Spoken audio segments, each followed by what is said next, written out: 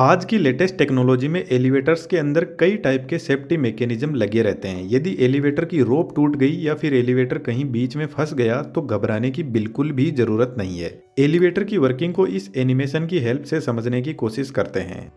Lift को ही elevator बोलते हैं और जब हम लिफ्ट में एंटर करते हैं तो हम कुछ ऐसे डिब्बे में एंटर करते हैं, लेकिन यह केब एक फाइनल आउटपुट है जो हमें दिखाई देता है, लेकिन इसके पीछे मास्टरमाइंड मशीन रूम होता है। मशीन रूम बिल्डिंग का जो सबसे टॉप फ्लोर होता है वहां पर सेट रहता है और इस रूम में लिफ्ट का कंट्रोल सिस्टम लगा रहता है। केब से हम जो भी इनपुट देते हैं कि कौन से फ्लोर पर जाना है, यह इनपुट सबसे पहले इस कंट्रोल यूनिट के पास पहुंचता है और कंट्रोल यूनिट लिफ्ट को रोकना, स्टार्ट करना, गेट ओपन एंड क्लोज करना, मोटर को रोकना, ब्रेक लगाना, यह सब इसी यूनिट के अंडर आता है। लिफ्ट को अप डाउन करवाने के लिए एक powerful 3 phase slip ring induction motor लगी रहती है। स्लिप रिंग इंडक्शन मोटर का यूज इसलिए किया जाता है क्योंकि लिफ्ट जब रेस्ट पोजीशन से रनिंग कंडीशन में आती है तो हाई स्टार्टिंग टॉर्क की जरूरत पड़ती है और स्टार्टिंग में हाई टॉर्क डीसी मोटर के अलावा स्लिप रिंग इंडक्शन मोटर से इजीली लिया जा सकता है। मोटर के आगे एक व्हील लगा रहता है जिस पर ब्रेकिंग सिस्टम होता है। लिफ्ट जिस भी फ्लोर पर रुकती है वहां पर यह ब्रेक ऑटोमेटिकली एक्टिवेट होता है और लिफ्ट को रोकता है।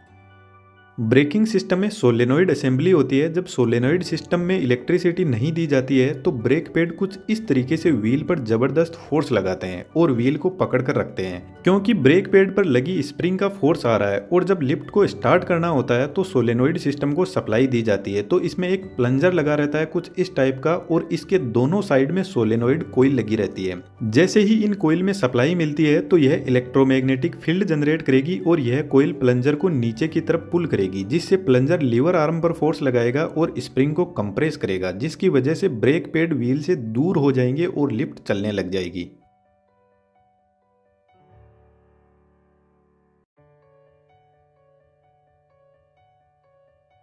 इस ब्रेकिंग मैकेनिज्म के आगे वोम गियर का सेटअप लगा रहता है। वोम गियर हाई टॉर्क जनरेट करने के लिए काम में लिया जाता है। यहाँ पर जो नीचे की तरफ गियर लगा है जो मोटर की शाफ्ट से डायरेक्ट कनेक्टेड है उसको वोम बोलते हैं और इसके ऊपर राउंड गियर लगा रहता है। इस गियर की कुछ खास बात है। एक तो यह वोम और राउंड गियर दोनों का रोटेशनल एक्सिस एक दूसरे के परपेंडिकुलर है। दूसरी सबसे इंपॉर्टेंट बात, सिर्फ वोम गियर ही राउंड गियर को रोटेट करवा सकता है, लेकिन राउंड गियर वापस वोम को रोटेट नहीं करवा सकता। इसका फायदा यह होता है कि यदि मोटर और ब्रेक फेल भी हो गए तो ऐसा नहीं है कि लिफ्ट फ्रीली हाई स्पीड में नीचे की तरफ जाएगी।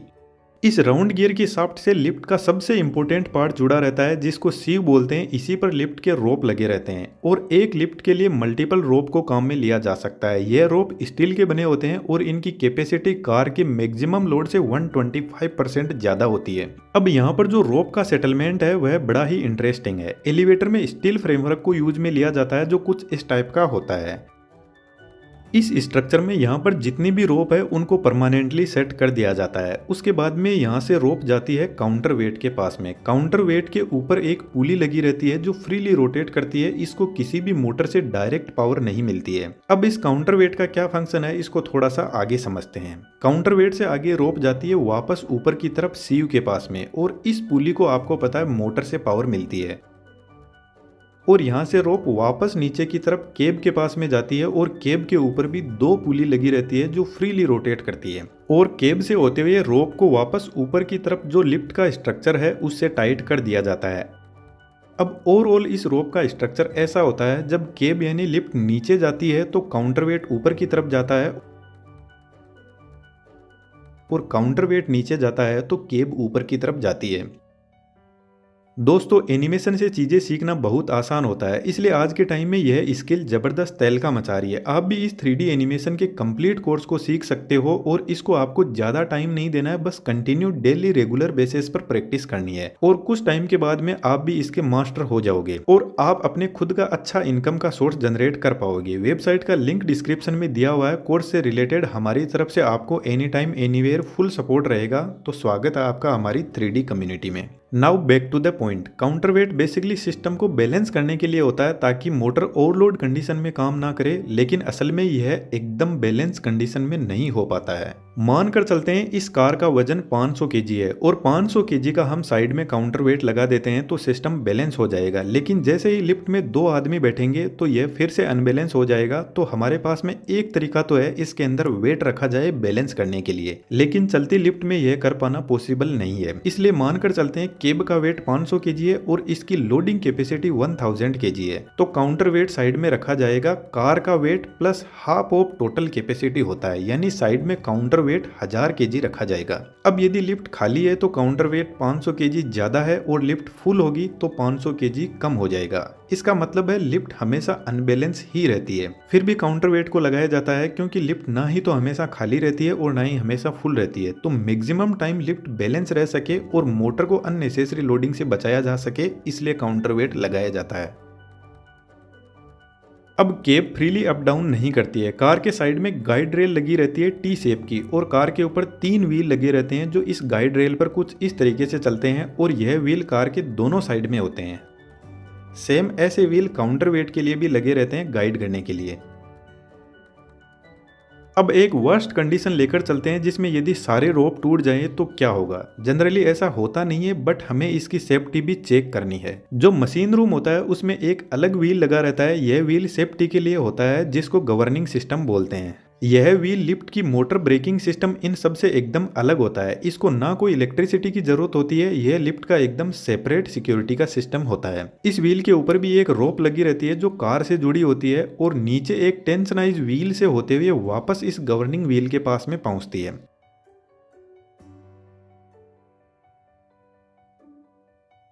जब लिफ्ट अप डाउन होती है तो यह गवर्निंग व्हील भी रोटेट करता है। यह व्हील लिफ्ट की स्पीड को चेक करता रहता है और इसमें लिफ्ट की स्पीड को सेट किया जाता है। मानकर चलते हैं लिफ्ट की स्पीड 3 मीटर पर सेकंड है। अब यदि केब की स्पीड 3 मीटर पर सेकंड से 15% कम या ज्यादा हो गई तो यह सिस्टम एक्टिवेट हो जाता है।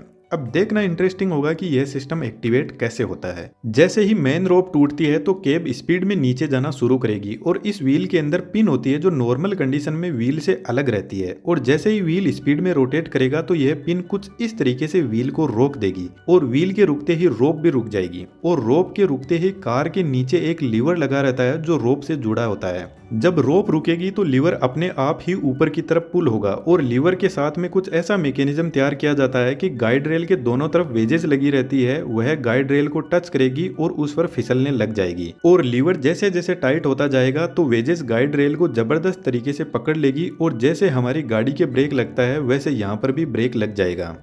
अब मेन रोप के टूटते ही लिफ्ट बहुत नीचे नहीं जाएगी, सिर्फ कुछ ही फीट नीचे की तरफ जाएगी और ब्रेक लग जाएंगे और लिफ्ट में बैठे हुए लोगों को हल्का सा एक झटका महसूस होगा। मानकर चलते हैं इससे भी खराब कंडीशन, यदि यह ब्रेक भी फेल हो गए तो क्या होगा। जब केब नीचे ग्राउंड से टकराने वाली होती है तो वहां पर हाइड्रोलिक बफर लगे रहते हैं जो एक स्प्रिंग की तरह काम करते हैं, और केब जब नीचे इन स्प्रिंग पर गिरती है तो केब में बैठे हुए लोगों को ऐसा लगता है जैसे खिलाड़ी ने बॉल को कैच किया है। अब यहाँ पर झटका तो लगता है लेकिन ऐसा भी नहीं है कि आपका बहुत कुछ नुकसान हो जाएगा। बट दोस्तों बहुत ज्यादा क्रिटिकल कंडीशन में ही एलिवेटर फेल हो सकती है, जैसे कोई भूकंप आ गया, क्योंकि इसके कंट्रोल सिस्टम में मोटर की speed, brake system, lift speed और करंट, वोल्टेज, फ्रीक्वेंसी, हर चीज की मॉनिटरिंग की जाती है, तो लिफ्ट के फेल होने के चांस ना के बराबर होते हैं। अब दोस्तों ऐसा 3D एनिमेशन आप भी सीख सकते हो। डिस्क्रिप्शन में वेबसाइट का लिंक दिया हुआ है, यदि आप इंटरेस्टेड हो तो ज्यादा सोचने से कंफ्यूजन होगा, इससे बेटर है उस काम को शुरू कर दिया जाए। अब अपनी जो कंटेंट लाइब्रेरी है उसको हमने बहुत बेहतरीन बनाने की कोशिश की है और फ्यूचर में उसको और अच्छा करने की हम कोशिश कर रहे हैं। तो इस बेहतरीन फ्री कंटेंट लाइब्रेरी को एक्सेस करने के लिए आपका चैनल को सब्सक्राइब करना तो बनता ही है। थैंक यू दोस्तों।